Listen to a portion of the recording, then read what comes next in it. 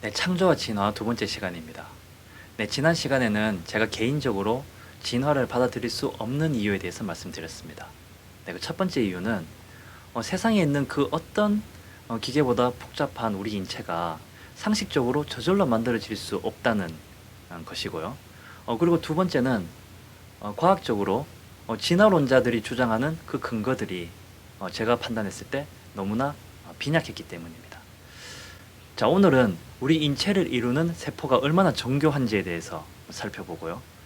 그리고 진화론자들이 주장하는 그 과학적인 근거들이 얼마나 타당한지에 대해서도 같이 한번 살펴보겠습니다. 우리가 이 자동차를 보면서 이것이 저절로 만들어진 것이 아니라 누군가 디자인해서 제작했다고 생각하는 이유는 바로 겉으로는 보이지 않지만 실제로 이 내부는 자동차가 구동될 수 있는 온갖 장치들로 인해 복잡하다는 것을 알기 때문입니다. 그렇다면 우리 인체는 어떨까요? 피부로 쌓여 있어서 우리는 우리 몸이 얼마나 복잡하고 정교한지 잊어버릴 때가 많습니다. 하지만 실상은 우리 몸은 자동차와는 비교도 안 될 정도로 복잡합니다. 우리 몸의 각 세포에게 영양분을 전달하는 혈관의 길이는 무려 12만 킬로미터로서 지구를 3바퀴 감을 수 있습니다. 그리고 우리 몸은 약 60조 개의 세포로 이루어져 있는데 한 개의 세포는 너무나 정교해서 우리 인류가 지난 6천년 동안 발전시킨 그 어떤 문명의 이기보다 복잡합니다. 이런 60조 개의 세포가 서로 긴밀한 상호작용을 함으로써 우리 몸은 유지되고 있습니다. 그리고 각 세포는 DNA라는 유전 물질을 가지고 있습니다. DNA는 세포의 주요 성분인 단백질이 어떤 형태로 그리고 얼마나 많이 만들어져야 하는지를 결정하는 일종의 암호 코드입니다. 컴퓨터 프로그램에 의해서 컴퓨터가 작동되듯이 DNA의 암호 코드에 따라서 단백질이 만들어지고 이들 단백질에 의해서 세포가 기능을 하고 궁극적으로는 우리 몸이 작동되는 것입니다. DNA는 세포 속에 들어있는 우리 몸의 설계도라고 이해하시면 됩니다. 컴퓨터 프로그램은 1과 0으로 구성된 이진수 코드를 사용하는데 우리 세포 속에 존재하는 DNA는 ATGC로 이루어진 4진수 코드를 사용합니다. 이 코드를 DNA 염기라고 하는데 각 세포는 20억 개의 DNA 염기를 가지고 있습니다.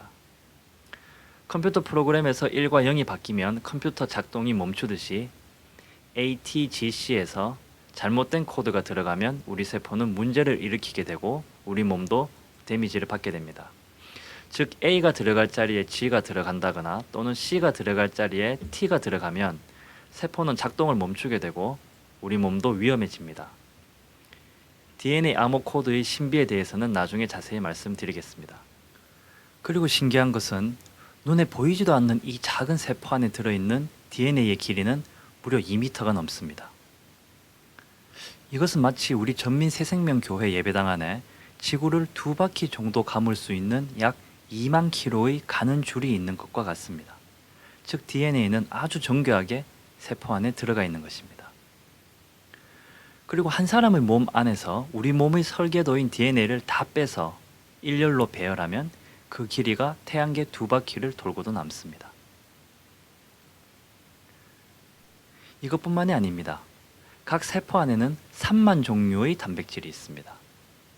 단백질은 세포가 유지될 수 있도록 일하는 일꾼으로 보시면 됩니다. 각 종류별로 약 5만 개의 단백질이 있습니다. 따라서 한 개의 세포 안에는 약 15억 개의 단백질이 존재합니다. 그리고 이 단백질들은 독립적으로 일하는 것이 아니라 마치 우리 인간 사회처럼 서로 간에 밀접한 상호작용을 하면서 세포를 유지시키고 있습니다.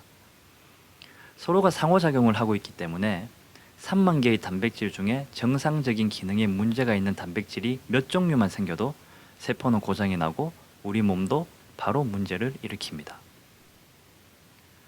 우리 몸이 자동차보다 복잡한 것은 당연한 이야기고요. 심지어 세포 한 개도 자동차와는 비교도 할 수 없을 정도로 복잡합니다. 세포를 공부한 저의 생각에는 세포 한 개가 우주만큼이나 복잡하다고 생각합니다. 즉, 우리는 60조 개의 우주를 품고 사는 자들입니다. 자, 복잡한 자동차가 저절로 만들어졌다고 얘기하면 이상하게 생각하면서 왜 자동차보다 비교할 수 없을 정도로 복잡한 우리 몸이 저절로 만들어졌다고 얘기하면 그건 받아들일까요? 예, 논리적으로 합당하지 않습니다. 자동차가 아주 복잡한 구조를 가지고 있으므로 누군가에 의해서 만들어졌음에 틀림없다면 사람은 당연히 누군가에 의해서 만들어졌음에 틀림없는 것입니다. 이렇게 얘기하면 어떤 사람들은 이런 얘기를 합니다. 생명체와 자동차를 비교하느냐? 우리 몸은 생명체니까 당연히 진화를 통해서 복잡해질 수 있는 것이고 자동차는 철덩어리니까 당연히 진화는 불가능한 거 아니냐? 네, 이 말이 나오는 이유는 우리 몸은 생명체이기 때문에 자동차와는 달리 뭔가 특별한 물질로 이루어져 있다고 생각하기 때문인데요. 결론부터 얘기하자면 우리 몸은 진화가 가능한 어떤 특수한 물질로 이루어져 있는 것이 아닙니다. 즉 우리 몸을 이루는 원소와 자동차를 구성하는 원소는 크게 다르지 않습니다. 우리 몸은 탄소, 산소, 수소, 철, 아연 등등으로 이루어져 있고 자동차 역시도 탄소, 산소, 수소, 철 그리고 각종 금속으로 이루어져 있습니다. 여러분 피가 나서 피 냄새를 맡아보시면 철 냄새가 나죠.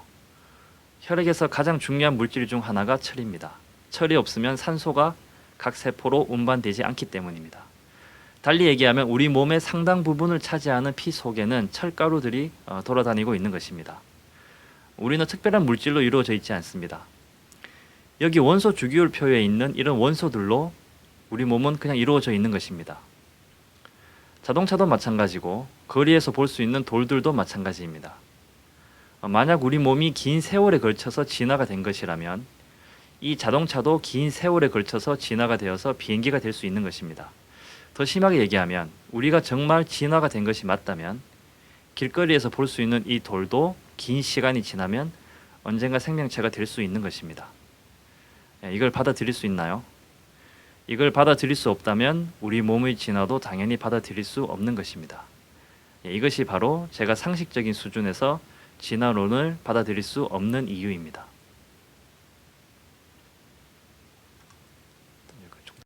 이제 본격적으로 진화론의 과학적인 근거들에 대해서 살펴보겠습니다. 이것을 위해서 먼저 진화론이 말하는 진화의 과정에 대해서 먼저 알아보겠습니다. 진화론은 결국 아무것도 없는 우주에서 긴 시간이 지난 후에 사람과 같은 고등한 생명체가 나타났다고 이야기합니다. 진화론은 우선 이 세상 모든 물질이 무에서부터 저절로 생겨났다고 이야기합니다. 즉 아무것도 없는 것에서 갑자기 물질이 생겨났다고 이야기합니다. 그리고 유기물인 아미노산이 자연적인 반응에 의해서 저절로 만들어졌다고 이야기합니다. 이 아미노산에서 세포의 가장 핵심적인 분자인 단백질과 DNA가 만들어졌다고 또한 이야기합니다. 그리고 이 단백질과 DNA를 통해서 세포가 만들어지면서 마침내 최초의 생명체인 단세포 생물이 지구상에 출현하게 됩니다. 그리고 이 단세포가 진화를 해서 다세포 생물인 무척추 바다 생물이 만들어집니다. 이 무척추 어류에서 척추 어류로 진화가 되고 이 척추 어류에서 물 밖에서도 살 수 있는 양서류가 진화되고 그리고 이 양서류에서 파충류가 나옵니다. 이 파충류 중에 공룡이 진화해서 이제 우리가 보고 있는 수많은 새들이 나왔다고 얘기합니다. 그리고 파충류에서 진화한 포유류 중에 유인원으로부터 사람이 진화했다고 얘기합니다. 자, 그러면 주장은 자유지만 그 주장이 과학적으로 인정받기 위해서는 근거가 있어야겠죠. 이제 그들이 말하는 근거에 대해서 한번 살펴보겠습니다. 우선 물질이 저절로 생겨난 것에 대한 근거를 진화론자들은 가지고 있을까요? 아무것도 없는 것에서 물질이 생겨날 수 있다는 것에 대한 근거가 있을까요? 예, 물론 없습니다. 아무것도 없는 것에서 뭔가가 생겨난다는 것은 말이 안 되지 않습니까? 그러니까 근거는 없고 주장만 있는 거죠.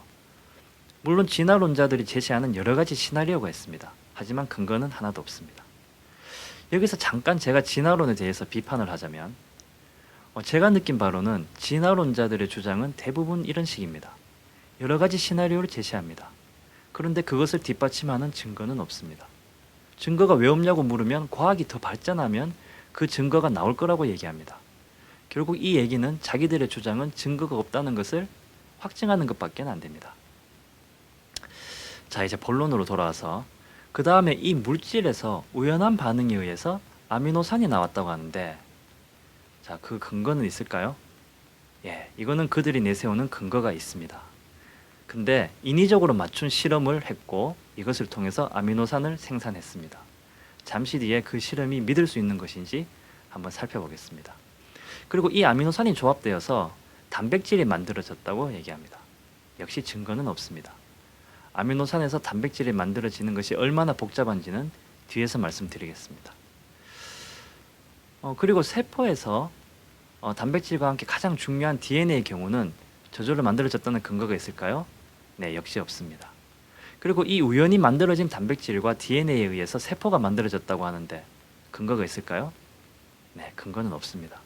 그리고 이 단세포에서 최초의 다세포 생물인 무척추 어류가 진화했다는데 근거가 있을까요? 네, 없습니다. 무척추 어류에서 척추 어류로 진화했는데 네, 역시 근거가 없습니다. 자, 지금 물질에서부터 최초로 생긴 물질에서부터 척추 어류가 진화했다고 주장을 하면서 그 근거는 사실상 전무한 것을 볼 수 있습니다. 진화론자들의 주장에 의하면 최초의 물질, 즉 무생물 그 입자에서부터 어류가 탄생될 때까지 걸린 시간이 약 40억 년입니다. 그런데 이 40억 년 동안 일어났다는 주장에 대해서 제대로 된 근거는 하나도 제시하지 못하고 있습니다. 우리가 이런 진화론을 과학으로 받아들여야 할 어떤 이유가 있을까요? 왜 우리가 이 이론을 과학으로 인정해 줘야 할까요? 자, 이제 척추 어류에서부터 사람까지 진화하는 과정에 대한 과학적인 증거가 있을까요? 네, 그들이 제시하는 몇몇 개의 화석 증거들이 있습니다. 역시 이것들에 대해서 근거가 있는 증거인지 따져보도록 하겠습니다.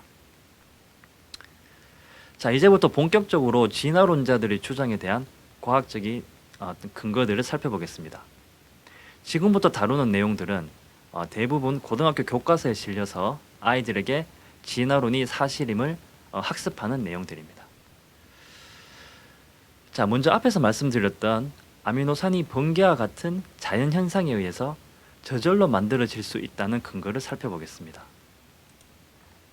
자, 이것을 위해서 아미노산과 단백질에 대해서 좀 말씀드리겠습니다. 생명체가 사용하는 아미노산은 그림에서 보듯이 총 20개가 있습니다. 이 아미노산이 조립되어서 만들어지는 것이 단백질입니다. 즉, 아미노산은 쉽게 얘기해서 레고 장난감의 각각의 블록이고 단백질은 그 레고 블록에 의해서 만들어진 장난감이라고 보시면 됩니다. 어떻게 조립하냐에 따라서 집도 만들어질 수 있고 기차, 자동차, 비행기 등등 다양한 장난감이 만들어집니다. 이렇게 아미노산으로부터 만들어진 다양한 단백질에 의해서 세포는 작동되는 것입니다. 즉, 아미노산은 세포가 작동하기 위해서 가장 중요한 분자인 단백질의 기본 단위이므로 세포가 저절로 만들어질 수 있다고 주장하기 위해서는 아미노산이 저절로 만들어질 수 있음을 진화론자들은 반드시 입증해야 합니다. 그런데 스탠리 밀러라는 과학자가 1953년에 실험을 통해서 초기 원시 지구에서 번개에 의해 아미노산이 저절로 만들어질 수 있다고 주장하였습니다. 밀러는 다음 그림과 같은 실험 장치를 고안하였습니다. 즉, 초창기 지구의 대기 성분으로 가정한 수증기, 메탄, 암모니아, 그리고 수소를 밀폐된 용기에 넣고 강한 전기를 가한 후 생성된 물질을 급속히 냉각시키자 아미노산이 석출되는 것을 발견하였습니다. 이를 통해 밀러는 초창기 지구에서 번개에 의해서 아미노산이 저절로 만들어질 수 있다고 주장하였습니다. 하지만 이 주장은 1994년 스페인에서 개최된 생애 기원이라는 학술 대회에서 잘못된 학술이라고 선언되었습니다. 그리고 많은 과학자들에 의해서 이 밀러의 실험은 현재 부정당하고 있습니다. 네, 왜일까요? 우선 이 실험에서 사용한 초창기 지구 대기 성분이 부적절했기 때문입니다. 사실 이 실험의 핵심은 바로 대기 성분입니다. 밀러가 사용한 수증기, 메탄, 암모니아, 수소는 그 당시에는 초창기 지구 대기로 여겨졌었지만 이후 여러 증거들을 통해서 잘못된 이론이었음이 지질학자들에 의해서 밝혀졌습니다. 현대 지질학자들은 초창기 지구의 대기가 주로 이산화탄소와 질소, 수증기로 구성되어 있다고 생각하고 있습니다. 밀러의 실험을 이 조건에서 수행하면 아미노산은 전혀 생성되지 않습니다. 그리고 초창기 지구에 산소가 존재했는지에 대해서는 지질학자들 사이에 일치된 의견을 보이지 않고 있는데, 산소가 있는 조건에서 이 실험을 하면 아미노산이 다 파괴가 됩니다. 하지만 산소가 없으면 아미노산에 의해서 생명체가 생겨도 생존이 불가능하게 됩니다. 결과적으로 밀러는 아미노산이 생성될 수 있게 하기 위해서 대기 조건을 임의적으로 맞춘 후 실험한 것입니다. 결국 밀러 자신도 다음과 같은 고백을 하게 됩니다. 과거에 우리가 주장했던 원시 대양에서의 생명 발생 학설은 이제와 생각하니 너무나 동화와 같은 이야기였으며, 태초의 생명이 어떻게 시작되었는지는 현재로서는 아무도 모른다. 근데 사실 밀러의 실험은 진화론에서 상당히 중요합니다. 이 1953년에 발표한 이 밀러의 실험으로 인해서 사실상 진화론이 큰 힘을 받게 되고 미국에서도 진화론 교육이 아주 크게 일어나게 된 것입니다. 하지만 결국 밀러 자신도 본인의 실험에 대해서 회의적인 반응을 내놓고 있는 것입니다. 자, 100번 양보해서 그러면 번개에 의해서 아미노산이 생성되었다고 가정하더라도 이것이 어떻게 단백질로 될 수 있을까요? 아까 앞에서 아미노산은 레고 블록이고 단백질은 이 레고 블록에 의해서 만들어진 다양한 장난감이라고 했는데요. 레고 블록을 마음대로 붙이면 장난감이 안 되듯이 단백질 또한 특정한 순서에 의해서 아미노산이 연결될 때에만 그 단백질은 기능을 할 수 있습니다. 평균적으로 한 개의 단백질은 500개의 아미노산을 가지고 있으므로 수학적으로 계산하면 아미노산의 우연한 결합에 의해서 기능을 제대로 하는 한 개의 단백질이 만들어질 확률은 다음과 같습니다. 수학자들은 이 수치를 0으로 간주합니다. 아미노산의 우연한 결합에 의해서 기능을 하는 단백질이 만들어질 확률은 보시는 것처럼 수학적으로 0입니다. 그런 일은 일어날 수 없다는 얘기입니다. 매주 복권을 사서 매번 1등에 당첨되는 일이 1000년 동안 지속될 확률과 같습니다. 그런데 우리 세포는 3만 종류의 단백질을 가지고 있으니 이런 우연한 일이 3만 번 일어나야 합니다. 진화론자들은 그래서 수십억 년을 얘기하면서 긴 시간이 지나면 가능하다고 하지만 실상 수학적으로는 수십억 년이 아니라 수천억 년이 지나도 그런 일은 일어나지 않는 것입니다. 따라서 아미노산과 단백질이 자연적으로 발생할 수 있다는 진화론자들의 주장은 아무런 근거가 없습니다. 앞에서 말씀드린 대로 지구 나이 45억 년 중에 40억 년 동안 일어났다고 하는 척추 오류 이전까지의 진화에 대한 증거는 전혀 없는 것입니다. 자, 오늘 시간에는 우리 인체를 이루는 세포의 정교함, 그리고 진화론자들에 의해서 주장되는 척추 오류 이전의 진화에 대한 과학적 근거에 대해서 살펴봤습니다. 다음 시간에는 진화론자들에 의해서 척추 오류 이후에 일어났다고 주장되는 과학적인 근거들에 대해서 한번 살펴보도록 하겠습니다. 감사합니다.